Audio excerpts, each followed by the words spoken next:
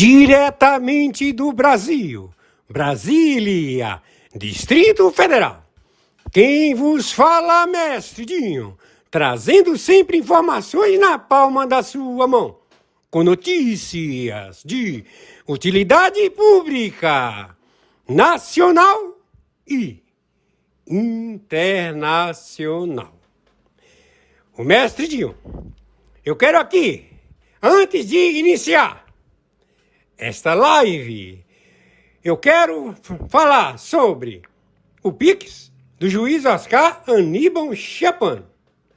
Pix, Oscar Aníbal Chapan, @gmail.com. Repito, Oscar Aníbal Chapan, @gmail.com.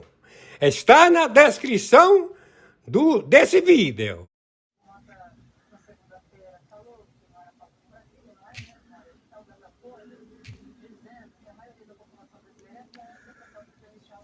Muito boa noite, 10 de abril de 2025, horário 23h38.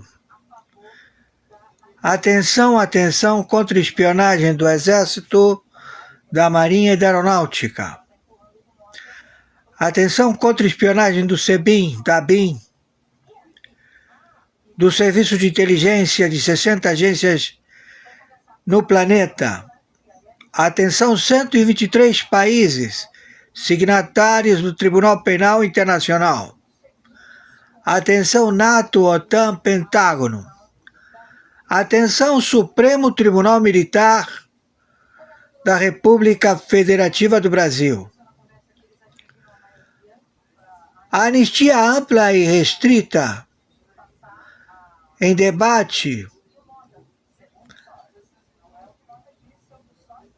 com Gabeira no processo jurídico contra acusados precisa ser justo, não vingativo.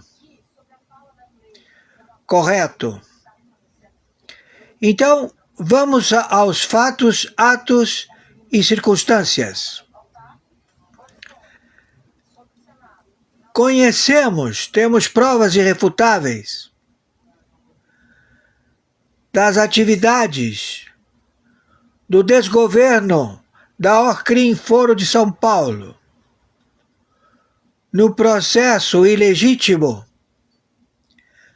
que uma fraude política empossou um indivíduo, Moacir, no óbito do senhor Luiz Inácio Lula da Silva, falecido, onde a emissora de televisão, Rede Globo, está envolvida, conjuntamente com a máfia italiana, conjuntamente com a administração Biden, Obama e George Bush, com o financiamento da USAID e a central da CIA, à época. Todo este procedimento, ele foi monitorado pelas próprias autoridades que financiaram o evento, porque é função deles proceder com as provas que não podem ser destruídas, já que elas são provas, fatos, atos e circunstâncias de administração de conluio e procedimento arquivo a acervo em que a agência procedeu em todo e qualquer lugar do planeta. Há fotos em que estabelece quando há abuso de poder. Todos trabalham com estas provas para o Tribunal Penal Internacional. Então, o crime em questão é um crime de perfídia, no qual o Gabeira se referiu muito bem a ou seja, a caconofobia, ou seja, a caconofia, ou seja, o termo que a Natuza Leão, a Natuza, boa noite Natuza, colega de oração, nos reuníamos a orar o terço. Então, senhora Natuza, a cacofania que se refere o senhor Gabeira é quando é lido um texto e não agrada o que está se debatendo. A anistia ampla e restrita, ela é uma possibilidade a que não haja a investigação de fatos, atos e circunstâncias que projetam o Moacir, vulgo Luiz Inácio Lula da Silva, a um procedimento em querer legitimar um plágio, um estelionato político eleitoral, já que o mesmo Luiz Inácio Lula da Silva, ele é óbito. Ele não quer fazer os exames datiloscópicos. Ele hoje mesmo na CELAC, ele apareceu com os olhos verdes, de frente para as câmeras do Planeta, onde Maduro solicitou aos presentes que se insuflassem a protegê-lo, já que ele, neste momento, está sofrendo o cerceamento das tropas que vão extrair ele do lugar. Entendeu? Essa é a situação. Então, o problema é muito sério. Muito sério. Nós estamos para proteger e trazer a verdade a todos estes fatos relatados mundialmente, aonde foi antecipada a posse do sósia do ator Moacir no lugar do óbito Lula, onde a Rede Globo de televisão, onde a própria Natuza e vários âncoras estiveram no Planalto, chamaram o chaveiro para abrir as dependências do Palácio de Governo e estabelecer uma posse antecipada, onde foi feito uma assinatura apócrifa em livro tombo, que confere que a assinatura no parlamento não confere com Luiz Inácio Lula da Silva, já que ele é óbito. Quem assinou por ele foi o Moacir. Isto são provas irrefutáveis, como também todo o corpo militar que operou nos eventos em Brasília, onde foi feita uma coreografia de extras, atores, como se fosse um filme de ficção, em levante na Polícia Federal, em destruição de ônibus, em tentativa de descontentamento. Isso tudo noturno. E tudo isto foi para querer justificar a prisão de um líder indígena, que ele foi perguntar onde estavam os votos da sua tribo, já que foram manipulados. E aí começou a repressão. Então, nós temos que levantar o GSI, temos que levantar onde se encontravam cada personagem envolvido nesta trama,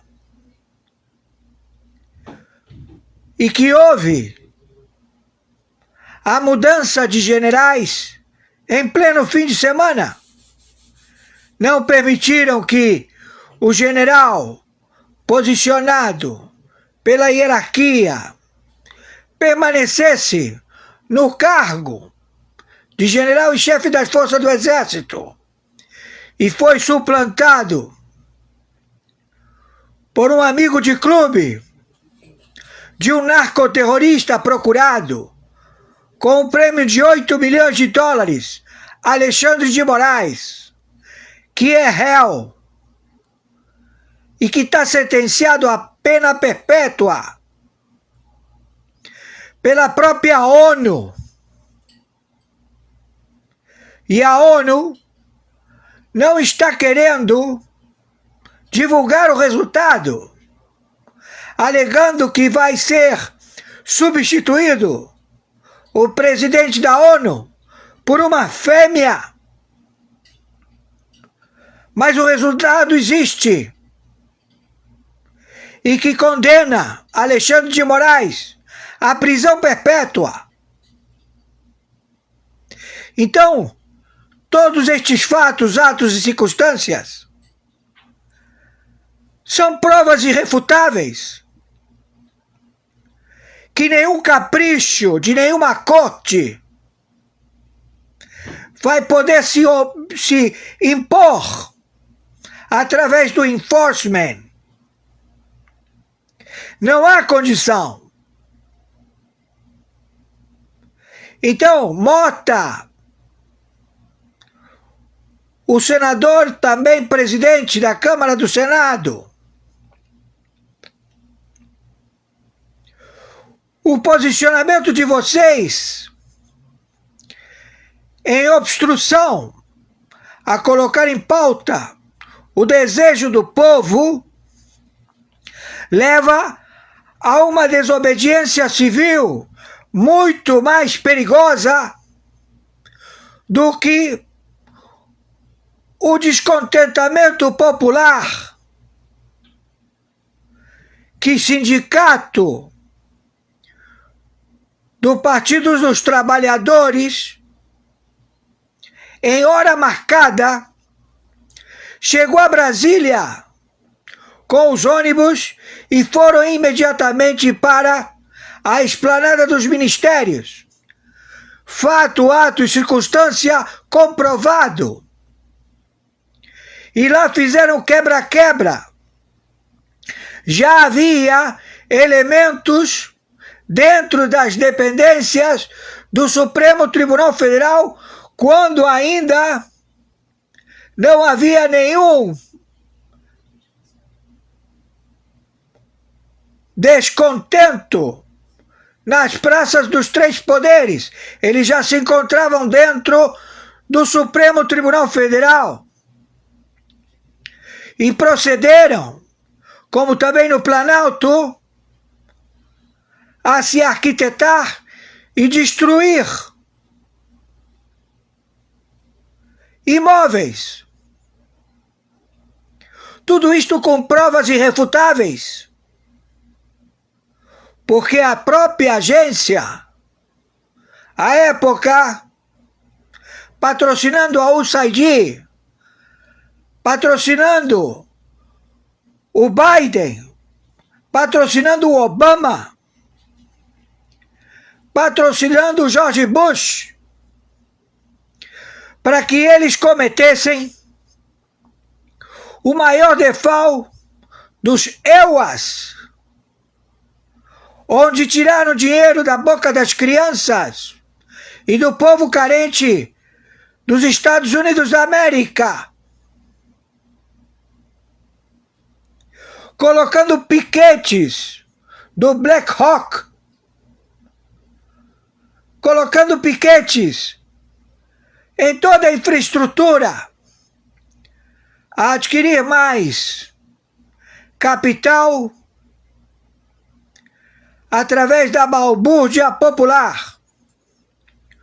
O estelionato não foi só na América do Sul e nos Estados Unidos da América, foi na Europa, nas eleições fraudulentas, patrocinados pela USAID, patrocinados pelo Obama, pelo Biden e pelo George Bush. Tudo com provas irrefutáveis. Então, quanto mais está sendo visto este procedimento e a demora, já revela uma intervenção da Quarta Frota americana em se estabelecer no Brasil, a libertar o povo sequestrado pela China, pelo Irã, pela Turquia, pelo Hamas, pelo Hezbollah, pelo Estado Islâmico, pelos dragões do Irã, pelos russos, pelos cubanos. E todos sabem e veem o posicionamento que ele é baluarte do marketing, alegando que são eles, confessando que eles estão procedendo no território da República Federativa do Brasil e em 17 países estabelecidos para o narcotráfico e o envenenamento através da inoculação de injeções da morte. Isto são fatos, atos e circunstâncias. E isto é um crime de perfídia. Então, entenda, senhora, presidente do Supremo Tribunal Militar, o autogolpe realizado pelo general em chefe, encarregado da defesa, no Planalto, na Praça dos Três Poderes, o GSI, onde está?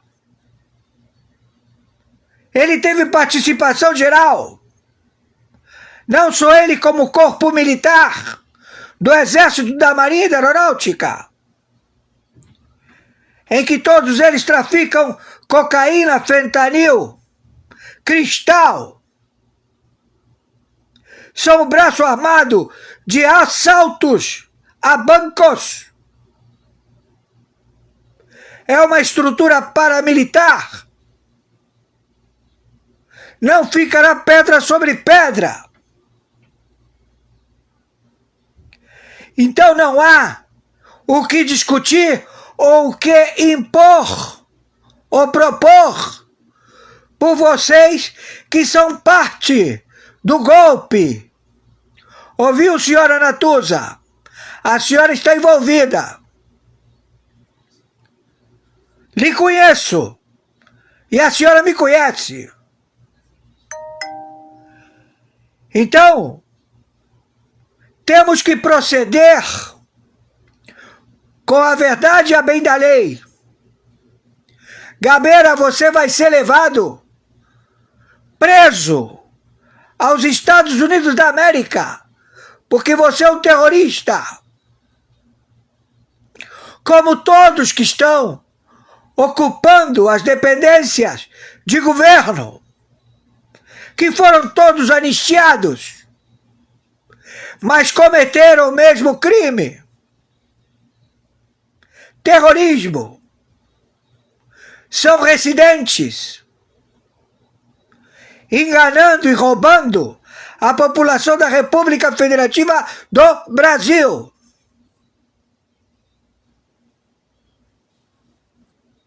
E isto tudo por uma vaidade de um haram conhecido como Khamenei, mentiroso. Ele alega que é descendente direto de Mohammed. Mohammed teve só um filho e eles os mataram. E teve filhas. Então todo este procedimento é um ato de querer impor uma mentira milenar para querer estabelecer o feudo que o Bergoglio alega ser proprietário, herdeiro direto dos náufragos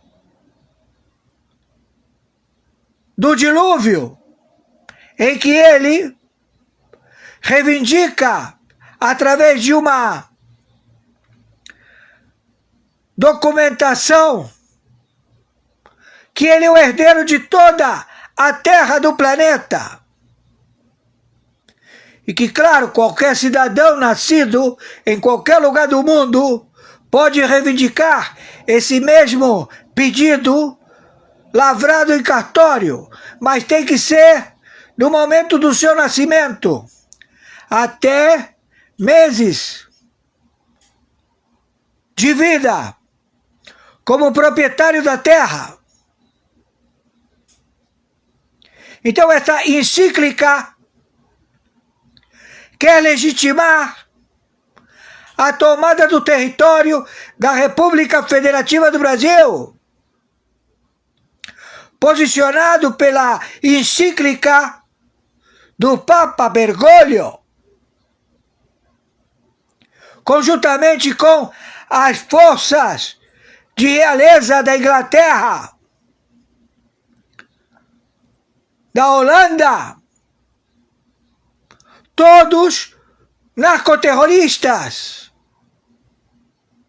em tomar posse do território da República Federativa do Brasil, engajados em direitos e deveres.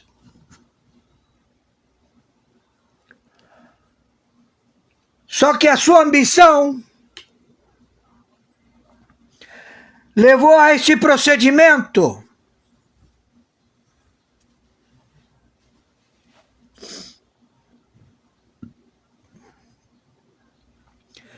que coloca todos vocês como réus, terroristas a serem abatidos. Então, não podemos esperar mais, porque eles vão proceder em soltar as bombas atômicas contra o Brasil, para que sirva de exemplo e eles possam ter uma nova oportunidade em querer reivindicar um direito não real, uma nova tentativa de algum sobrevivente. Não podemos permitir. Quem está falando é o senhor Oscar Aníbal Chapano, árbitro. Arbitragem internacional, justiça particular, justiça paga. Então vamos proceder imediatamente. Nesta madrugada do dia 11 de abril de 2025, sendo hoje sexta-feira, 11, 0 hora, 03 minutos, no Globo News,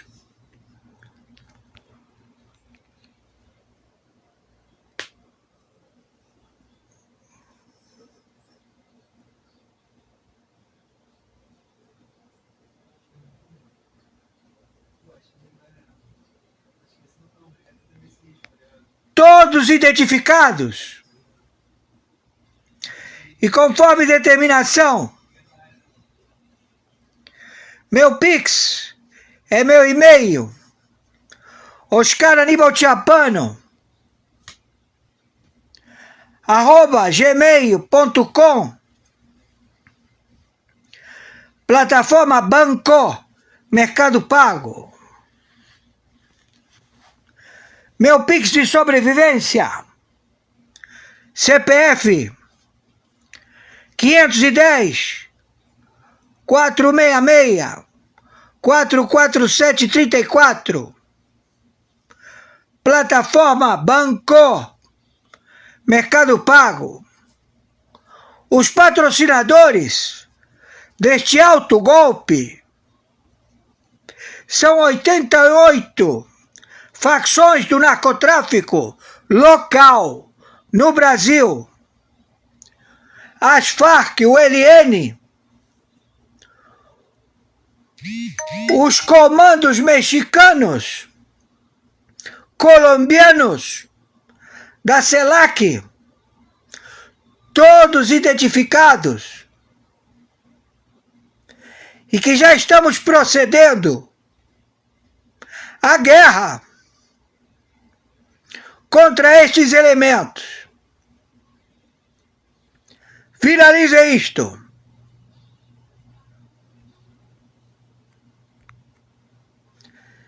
Okay, sir, thank you. Sir? Okay, sir, thank you.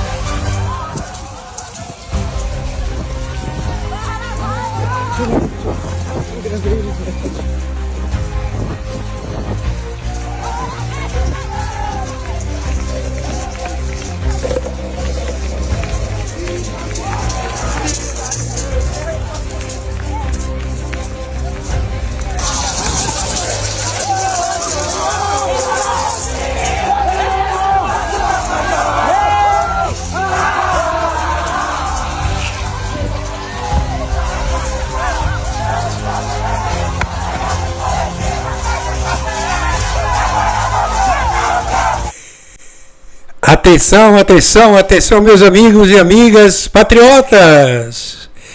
Atenção, atenção, juiz Oscar Aníbal Chapin.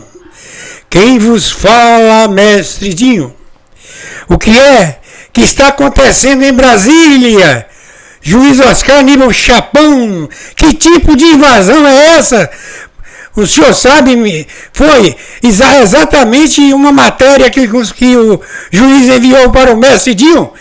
Eu acabei aqui na sequência aqui, eu estou fazendo essa gravação e quero ouvir do senhor, pelo menos um áudio. Agora, juiz, o que é que está acontecendo agora em Brasília? Ok, juiz? Ok, hoje, dia 11 de abril do ano de 2025. A live do juiz Oscar Aníbal Chapin já foi passado. Entretanto, é o seguinte, juiz, né? Aquelas matérias, são os vídeos de utilidade pública. Então, eu aguardo, viu, juiz? Eu estou aguardando agora, juiz, que eu irei colocar aqui também, tá? Ok? Obrigado. Que Deus nos abençoe no nome do Senhor Jesus Cristo. Sim, aconteceu.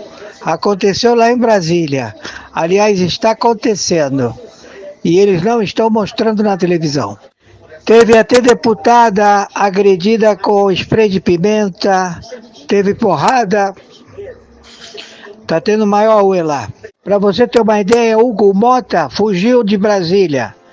Não está mais no continente, viajou.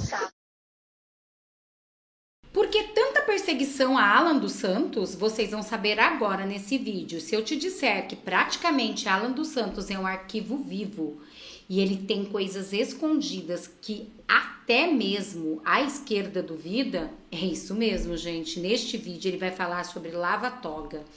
Gente, ele vai revelar coisas importantíssimas sobre a Lava Jato. Vai ter pessoas importantíssimas envolvidas aí. Ex-deputados que estavam em evidência na época. Ex-juiz e senador da República. Pessoas importantíssimas na política que vai deixar vocês chocados. E vocês vão perceber que tudo isso começou muito antes do inquérito das fake news. E aí que vocês vão entender de fato que desde daquela época, eles queriam de qualquer maneira colocar todas as responsabilidades para o nosso amado presidente Bolsonaro.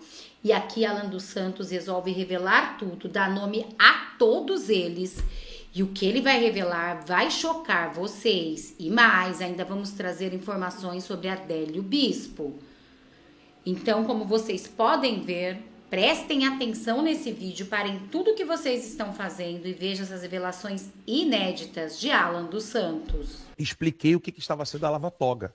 Que muita galerinha de MBL, Nando Moura e tal, inclusive o pessoal pode ter até seguido o nosso aqui, que vai falar assim, não, porque a Lava Toga, o Flávio Bolsonaro para proteger o filho, apoiou o fim da Lava Toga, etc. O que era a Lava Toga? Escuta essa. O Moro, ele precisava de ir para um partido, certo? Para poder se candidatar, porque até Isso é outra história, que ele foi para um, largou, foi para outro. Não, mas até então quase teve mandato cassado, que ainda está desenrolando a história. Não, agora disso, né? ele já desenrolou tudo. Porque ele desenrolou muito bem. Ele saiu primeiro candidato a presidente. Há um jogo simbólico aqui, onde o Brasil ele foi tomado por pessoas que adoram Lúcifer, eles não escondem isso, são anticristãos, odeiam o verdadeiro cristianismo. Há uma guerra não só espiritual, mas uma guerra mesmo, um conflito em andamento no Brasil, onde os cristãos precisam começar a se posicionar. Como não suspeitar, ou seja, que o Alexandre de Moraes tenha, então, pedido para manipular esses dados e assim conseguir colocar o Felipe Martins na cadeia, nessa sanha dele de querer encarcerar, prender e até deixá-lo morrer, ou, se não, pedir a morte de Jair Messias Bolsonaro, que é o grande desejo do Alexandre de Moraes. Ele não esconde isso de ninguém, e ele mostra isso até em fotos, né? Você soube do ensaio fotográfico diabólico do Alexandre de Moraes, que foi feito na manhã do julgamento do Bolsonaro? Não soube disso. Ensaio fotográfico. Se você acessar aí o Instagram, se a sua equipe puder colocar o ensaio fotográfico, eu vou pegar aqui o nome do rapaz, é o tal do Fábio Sete, com 2 T's. Então, se você colocar lá no Instagram, FABIOSETTI, Fábio Sete, você vai ver a seguinte legenda. Hoje foi publicada a reportagem Strong Man, significa homem forte, a qual tive imenso prazer em participar, retratando de forma exclusiva o nosso ministro Alexandre de Moraes. Uma figura de tamanho imensurável. Olha que loucura. Uma figura de tamanho imensurável. Isso é Deus? Deus é de um tamanho imensurável. Olha a linguagem que esse pessoal usa. De tamanho imensurável na política brasileira. De importância ímpar na luta contra crescentes injustiças em território brasileiro. Pô, peraí. O cara, ele tem tamanho imensurável na política, mas ele é juiz. E ele tem uma importância ímpar na luta contra crescentes injustiças. Ele é o autor de todas as injustiças que estão acontecendo no Brasil. Enfim, esse é o fotógrafo. Eu vi a foto, é inacreditável. Perdão, diga. Eu vi a foto lá. A gente vai colocar no ar agora. Este é com certeza um marco em minha carreira, principalmente por retratar um personagem de extrema importância sociopolítica. Ele está falando de um juiz. E aí, retratar sociopolítico e que raramente concede entrevistas. Aí ele fala, o ensaio foi feito no segundo dia do julgamento de Bolsonaro, na parte da manhã. Imaginei um clima tanto tenso. Me enganei. Quando as oportunidades aparecem, parece que tudo acontece ao mesmo tempo. Entre o fogo e a cruz, lá estávamos para cumprir mais uma missão. Olha, missão dada, missão cumprida, né? Quase isso, né? Logo na entrada do seu gabinete, avistei uma camisa do Corinthians autografada, dando o ar das boas-vindas, um sinal de que a conexão seria intensa. Alexandre é corintiano roxo, torcedor do time, do povo. Olha isso, que loucura. O que muito me intrigou, pensando na contradição de que pensamos de uma figura sóbria que os políticos precisam passar. Este foi o nosso gancho. Loucura. O texto todo, assim, da legenda da foto é um troço assustador. Aí ele vira, eu vou pular uma parte aqui, ele fala assim, ambiente amplo, janelas grandes, com uma biblioteca recheada de livros, os quais o ministro alegou ter lido quase todos, seguido de uma risadinha faceira. Imagens religiosas como de alguns orixás, e por aí vai. E essa é a imagem que esse tal de Felipe Sete aí... Fábio Sete. Quis retratar... Fábio. Não. É Fábio Sete, quis retratar aí, no dia do julgamento do Bolsonaro. Há um jogo simbólico aqui, onde o Brasil ele foi tomado por pessoas que adoram Lúcifer, eles não escondem isso, são anticristãos, odeiam o verdadeiro cristianismo. Basta ver a postura desse pessoal com relação ao Frei Gilson e como é que eles tratam o Lancelotti. Isso é evidente. A maneira como eles tratam a Michelle e a maneira como eles tratam a ex-prostituta Janja. A maneira como eles tratam o ministro Alexandre de Moraes e a maneira como eles tratam, por exemplo, uma juíza como a Ludmila Lins Grilo ou o Sebastião Coelho, que é um homem piedosíssimo, cristão e juiz. Há uma guerra, não só espiritual, mas uma guerra mesmo, um conflito em andamento no Brasil, onde os cristãos precisam começar a se posicionar.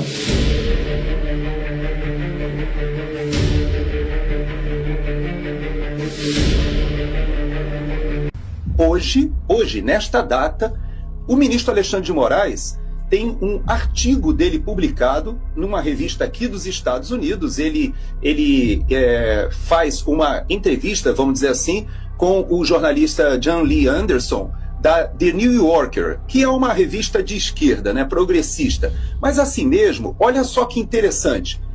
A Érica Gorga, ela fez um comentário no X que eu vou ler só um pedacinho. Diz assim: o ministro Alexandre de Moraes acabou de conseguir uma matéria de 18 páginas do The New Yorker, uma das publicações de maior influência dos Estados Unidos com viés progressista. Ele diz impropriedades grosseiras, colocando-se como salvador do Brasil e até do mundo. Ele literalmente afirma que o X de Elon Musk possibilitaria que Goebbels e o nazismo conquistassem o mundo. Também coloca-se em franca oposição ao Donald Trump, ao atual presidente dos Estados Unidos. Somente uma pessoa que tem certeza de que nunca será alcançada ou removida do cargo parte para o confronto tão direto contra o presidente dos Estados Unidos e uma das revistas americanas mais influentes. Nunca um brasileiro ousou isso na história. A que ponto chegamos? Então, Paulo, na verdade, passa a ser uma questão pessoal. O ministro Alexandre de Moraes, ele acredita, como nós já vimos na história da França, né, que havia um rei que dizia que ele era o Estado, né? Talvez o ministro Alexandre de Moraes, ele hoje considere que ele é a lei, ele é a justiça, ele representa a defesa das instituições, ou seja, tudo leva a crer que essa entrada do Felipe Martins pode comprometê-lo. E por causa disso ele desesperadamente tenta calar Felipe na véspera do seu depoimento que será feito aqui na Flórida.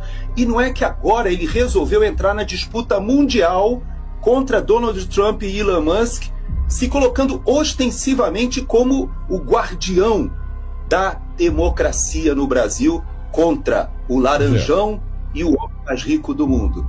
Paulo, o homem ou ficou realmente abalado com tudo isso que está acontecendo e perdeu parte das faculdades mentais, ou de fato é um psicopata que pensa que ele realmente representa a lei, a justiça e é uma espécie de super-herói da democracia no Brasil. Alex Brasil, seu deputado estadual. Deixa eu contar um negócio engraçado pra vocês. Moraes tá querendo botar aquela imagem de eu sou fodão. Mas na verdade, ele cancelou a ida dele pro evento do LEAD em Nova York, nos Estados Unidos, com medo. Esse cara acho que é super corajoso. Ele teve a cara de pau de dar entrevista para um tabloide nos Estados Unidos. Sim, tabloide, um jornal desse tamanho. Como se ele estivesse dando entrevista assim, tipo pro The New York Times. O New York Times, eu não sei se vocês sabem, chamou o Alexandre de Moraes de ditador. E aí, para aquele tabloide, aquele pequenininho, ele meteu o louco e disse, não, só se um porta-aviões do Trump parar no Lago Paranoá, aí sim eu vou repensar as minhas decisões. Ah, qual é, mano? Ele meteu esse caô, cara. Só que, em Nova York, ele não pisa. Em Nova York, ele não vai. Eu só tenho um pedido a fazer. Vem pra Nova York, Moraes. Vem acontecendo com ele, o ministro Alexandre de Moraes, e toda essa denúncia lá nos Estados Unidos. Então, por aí vocês tiram, gente. É por isso que ele é tanto desafeto dos ministros aqui, porque ele ainda sabe muita coisa. E ele falou que vai acabar revelando tudo. E assim que ele revelar, eu vou trazendo para vocês. E agora, olhem essa notícia de Adélio Bispo. Ele mesmo, aquele que deu uma facada no nosso amado presidente Jair Messias Bolsonaro e que deixou a pergunta que o povo quer saber. A pergunta que não quer se calar. Quem foi que estava por trás disso? Olá, meus amigos. Capitão Assunção. Estou com uma notícia aqui urgente. Acabei de ler aqui na Gazeta do Brasil que o autor da facada em Bolsonaro, o ex-pissolista Adélio Bispo de Oliveira, passou por uma nova perícia médica nesta segunda-feira, dia 25. O exame foi realizado no presídio de Campo Grande por peritos da Justiça Federal. Após a análise, será determinado sobre a cessação ou permanência da periculosidade, se ele ainda é perigoso e oferece risco, e dependendo da resposta, Adélio Bispo poderá ser solto. Sabe o que significa isso?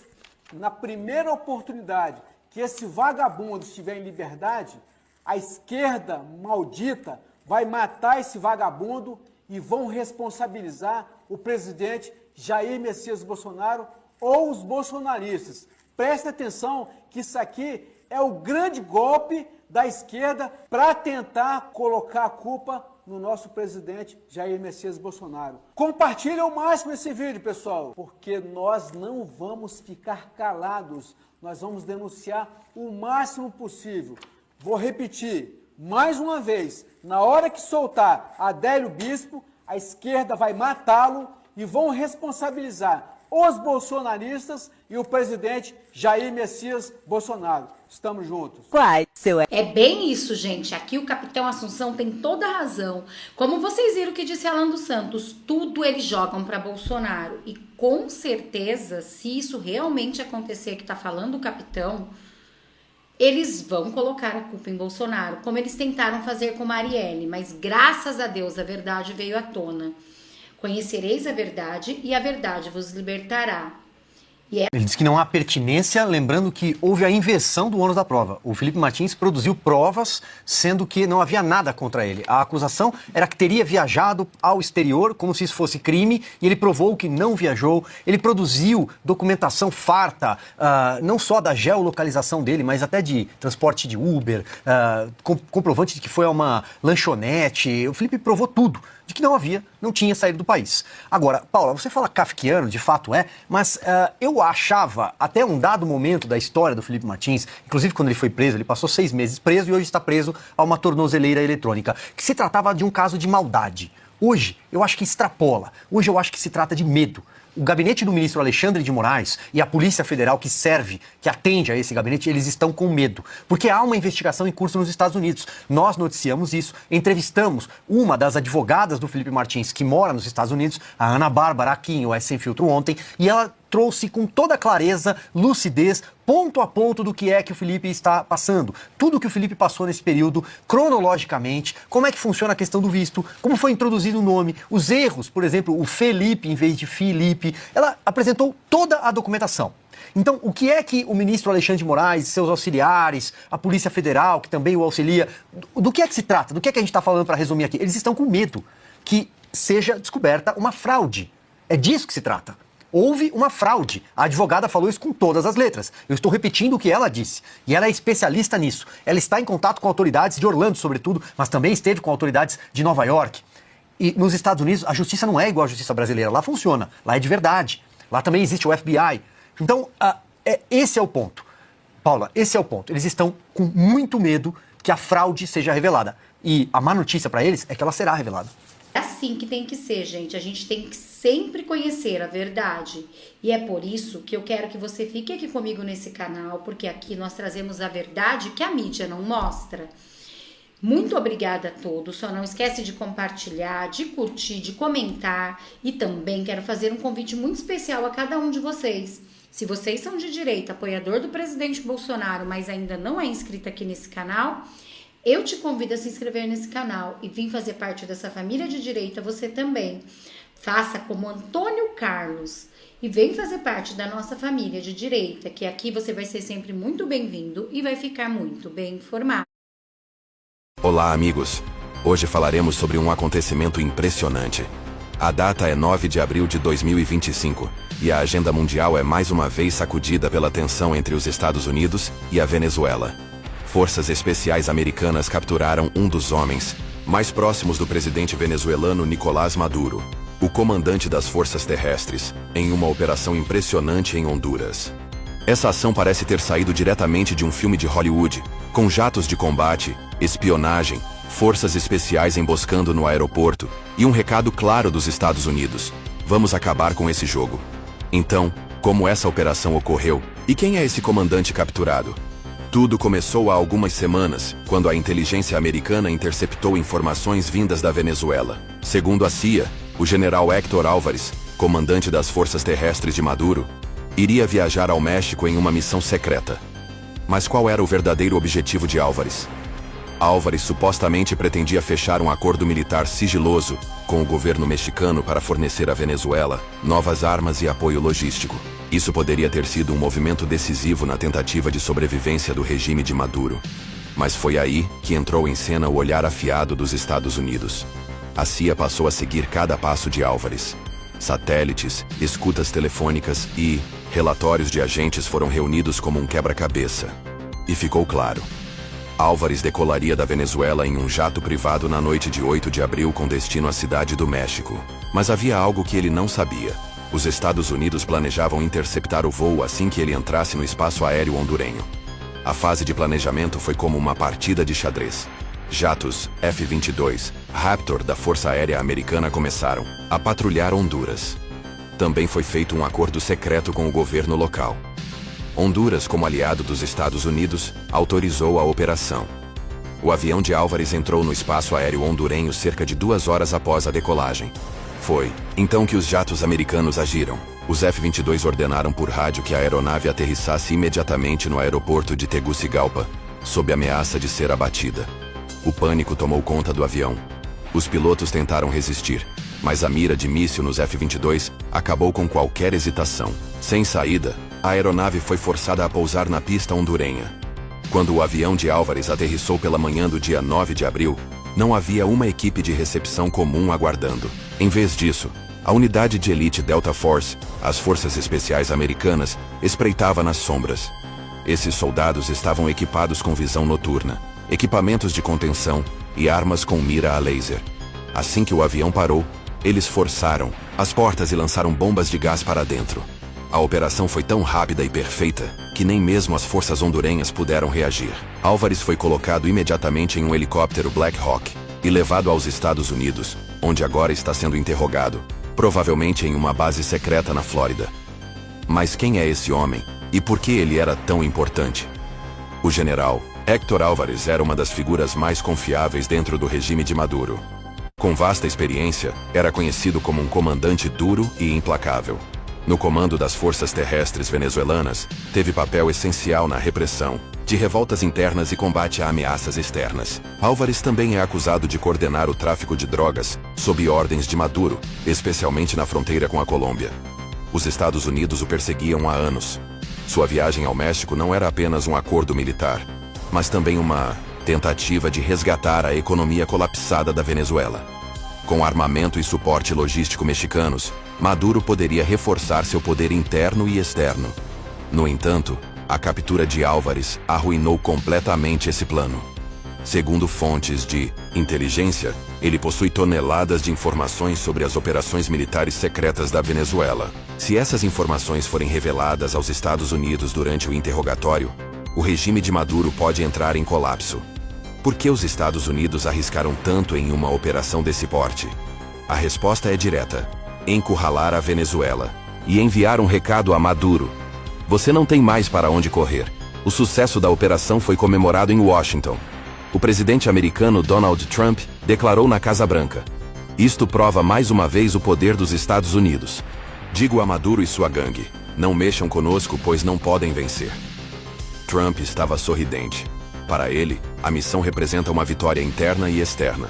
Em seu segundo mandato iniciado em 2025, Trump manteve sua postura dura contra a Venezuela. A prisão de Álvares fortalece seu discurso de fazer a América grande de novo. Além disso, esse evento também foi um alerta para os demais países da América Latina. Vocês não escapam do radar americano. Do lado venezuelano, a reação foi de fúria. As primeiras declarações em Caracas classificaram a operação como pirataria e violação do direito internacional. Espera-se que Maduro se pronuncie hoje ou amanhã. O fato é que a captura de Álvares representa um duro golpe contra o regime. A operação em Honduras vai além da prisão de um homem. É um recado geopolítico. Os Estados Unidos mostram que ainda controlam a influência na América Latina. Mas essa história está longe do fim. Qual será o próximo passo? Vamos à próxima notícia. Relatórios de inteligência indicam a presença de soldados russos na capital venezuelana, Caracas. Forças especiais enviadas pela Rússia estariam integradas a unidades militares locais. As marcas nos uniformes confirmam. São das tropas de elite do Kremlin. Essa informação provocou um terremoto em Washington. Os Estados Unidos reagiram com força, declarando: isto é uma linha vermelha. Mas o que exatamente esses soldados estão fazendo em solo venezuelano? Segundo a CIA e o Pentágono, eles pertencem às Spetsnaz, unidade de elite russa. O número exato é incerto, mas estimativas variam entre 50 e 100. A missão deles é um mistério. Alguns acreditam que estão ali para treinar o exército venezuelano e proteger o regime de Maduro. Outros veem um cenário mais sombrio. Será que a Rússia está usando a Venezuela como base de manobra estratégica contra os Estados Unidos? O movimento não é coincidência. A Rússia tem sido um dos principais pilares de apoio ao regime de Maduro há anos, mantendo-o com acordos petrolíferos, vendas de armas e ajuda econômica. Porém, enviar tropas muda completamente o jogo. Ainda não houve pronunciamento oficial do Kremlin, mas o silêncio também é um recado. Como os Estados Unidos responderam? A presença militar russa na Venezuela provocou fortes ondas em Washington.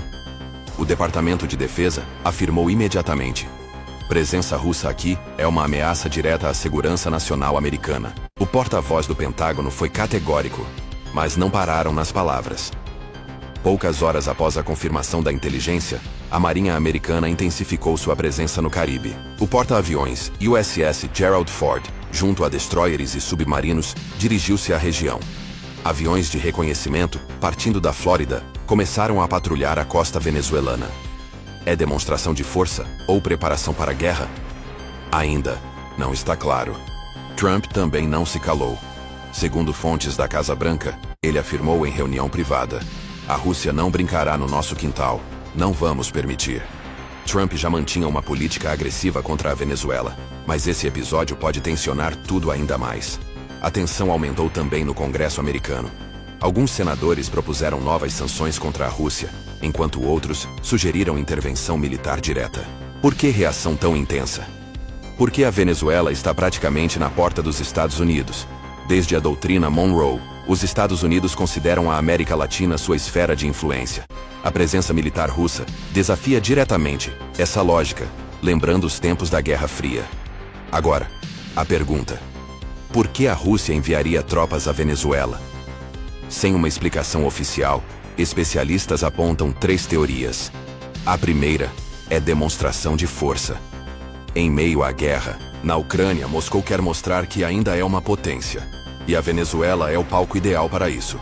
A segunda teoria é mais estratégica. Maduro está por um fio, com crise econômica, revoltas populares e instabilidade social.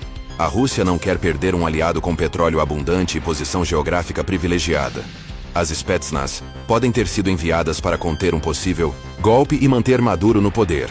A terceira teoria, a mais temida, é a instalação de uma base militar russa no Caribe. Uma base desse tipo seria um pesadelo para os Estados Unidos, com sistemas de mísseis, submarinos e guerra eletrônica.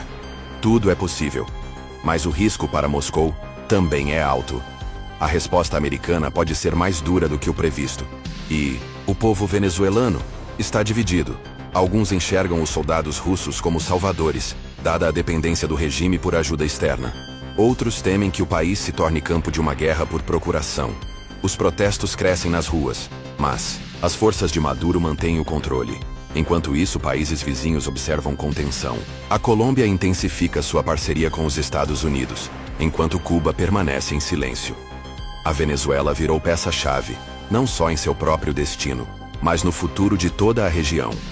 Sim, amigos, a chegada de tropas russas à Venezuela e a forte resposta americana estão entre as maiores crises de 2025. Neste vídeo, foram revelados todos os detalhes, bastidores e possíveis consequências. Se gostou, curta o vídeo, inscreva-se no canal e ative o sininho. Até o próximo vídeo. Os escritórios na Casa Branca e no Pentágono estiveram agitados na última noite de quinta-feira. Uma notícia gerou muito alarde na América Central. Os Estados Unidos enviarão tropas militares para uma série de bases ao longo do Canal do Panamá nas próximas semanas, segundo um acordo conjunto entre Panamá e Estados Unidos, uma grande concessão ao presidente Donald Trump, enquanto ele busca restabelecer a influência sobre a importante hidrovia.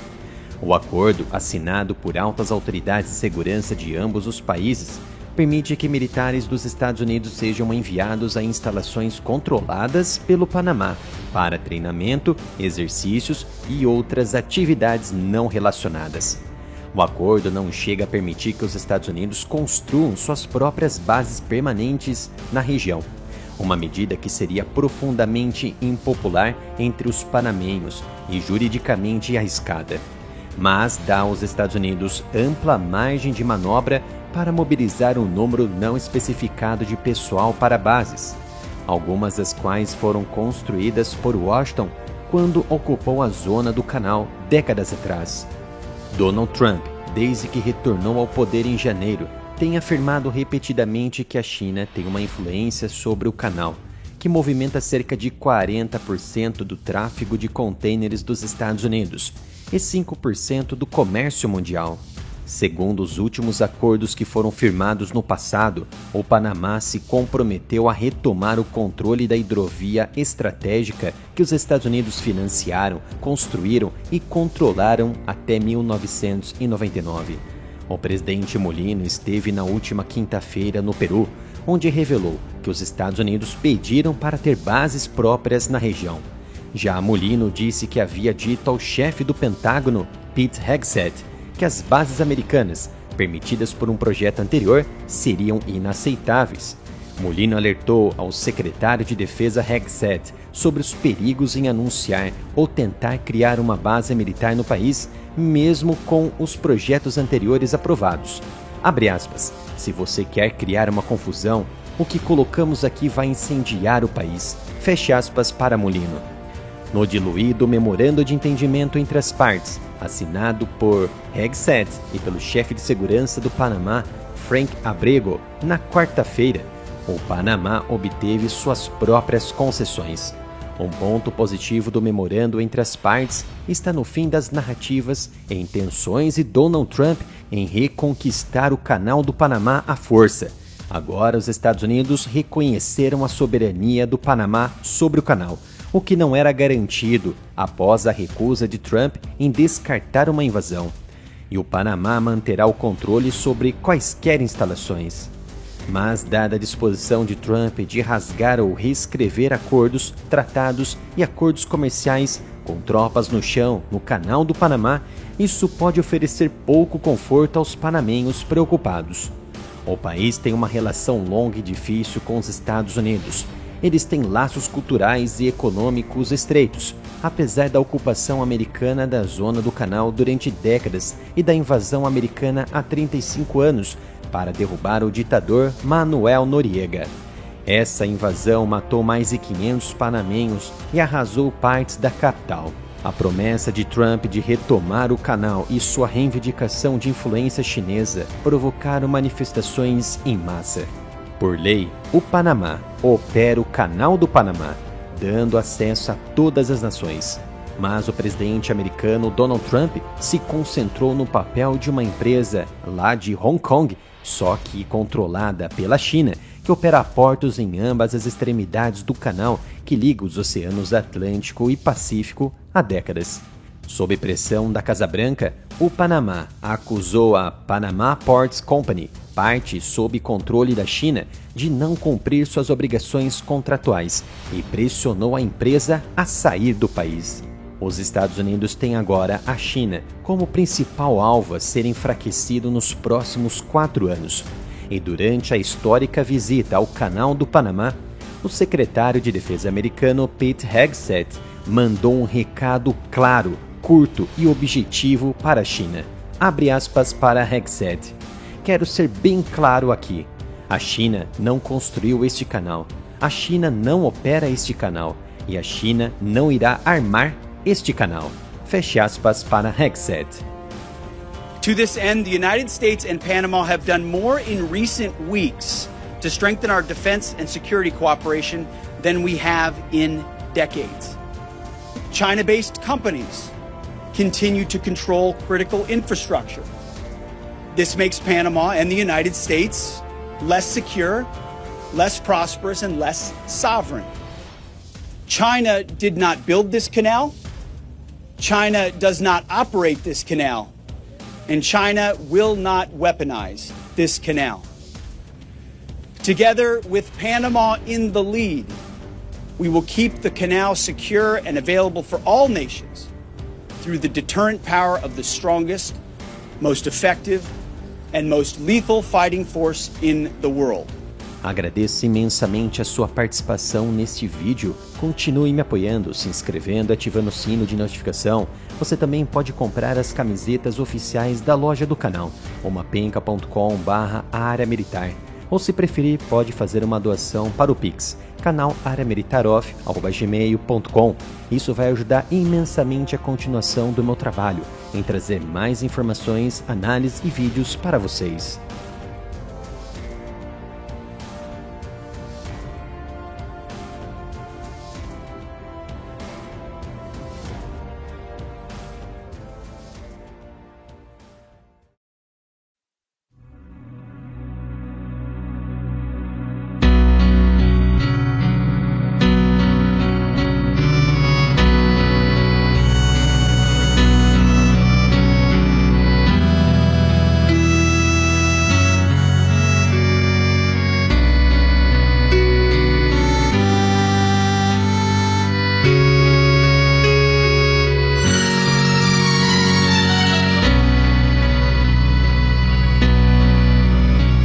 Pai nosso que estás nos céus, santificado seja o teu nome.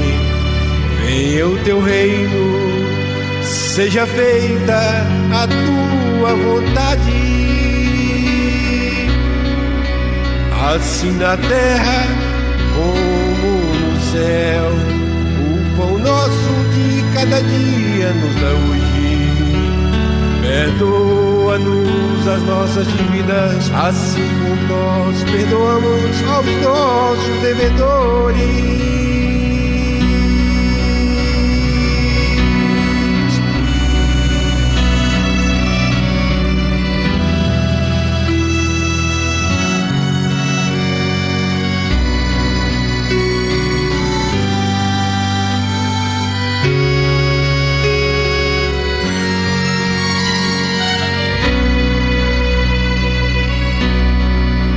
Não nos deixes cair em tentação, mas livra-nos do mal, porque teu é o reino e o poder e a glória para sempre. Amém.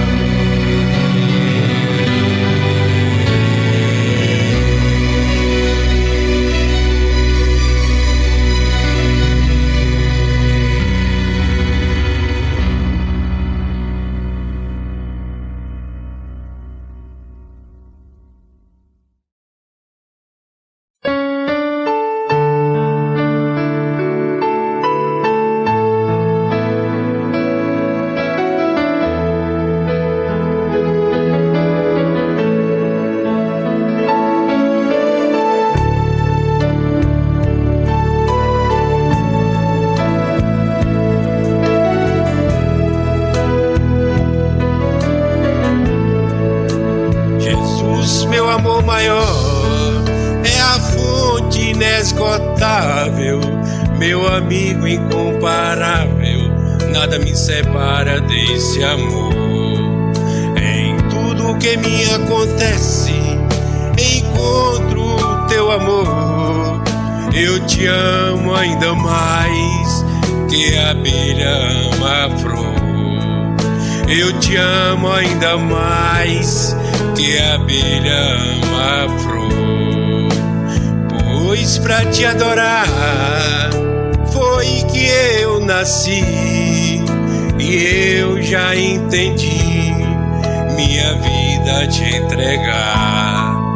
Jesus, meu amor maior, é a fonte inesgotável, meu amigo incomparável, nada me separa desse amor. Em tudo que me acontece, encontro o teu amor. Eu te amo ainda mais que a abelha ama a flor. Eu te amo ainda mais que a abelha ama a flor.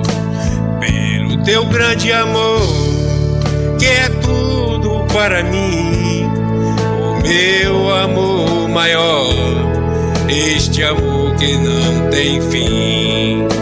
Jesus, meu amor maior, é a fonte inesgotável, meu amigo incomparável, nada me separa desse amor.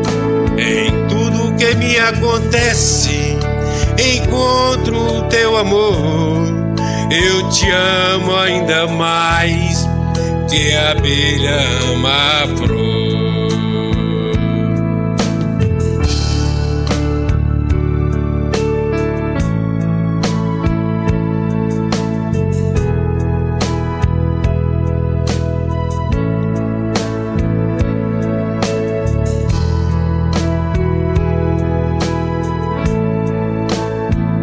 O amor de Jesus, maravilhoso amor, é o amor de Deus com o fogo do Senhor.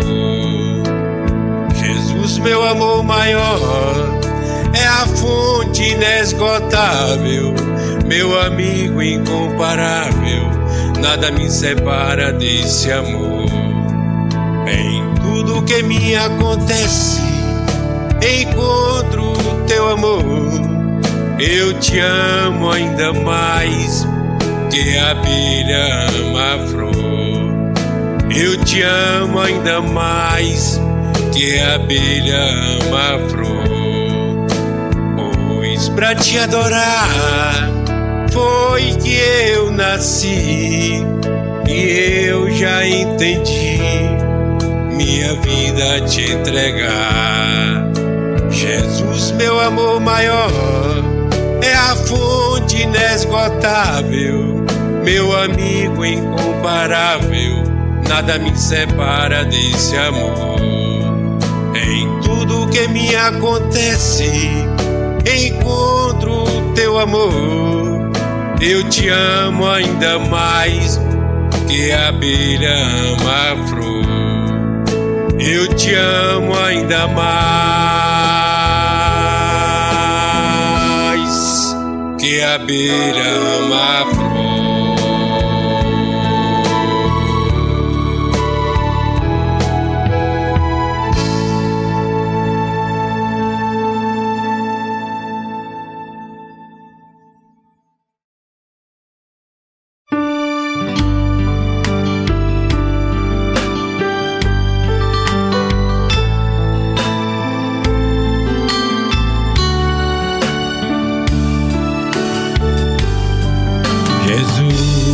Meu rei, preciso de ti, te seguirei por onde quer que for, mais perto quero estar, sempre hei de suplicar, nos conflitos com o tentador, Jesus me fará vencedor, no nome do Senhor Jesus. O inimigo é amarrado com o poder do meu Deus, me guardando, me livrando.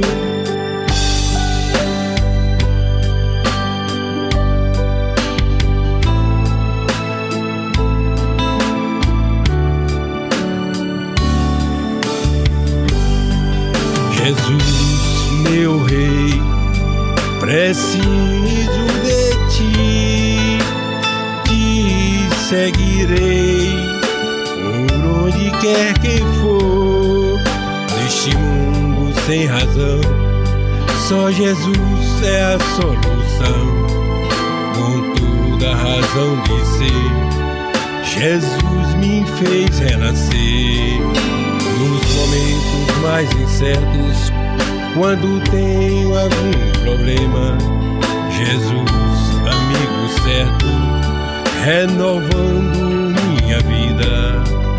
Jesus, meu rei, preciso de ti, te seguirei por onde quer que for, neste mundo sem razão, só Jesus é a solução, com toda a razão de ser, Jesus me fez renascer.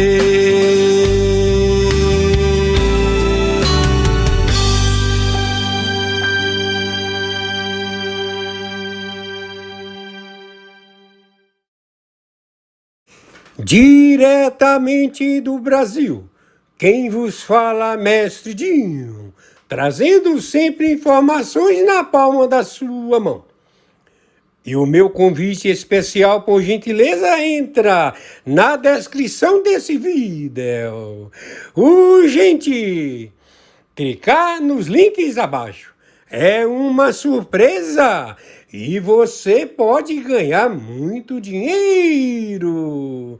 Repito! Urgente! Clicar nos links abaixo. É uma surpresa e você pode ganhar muito dinheiro.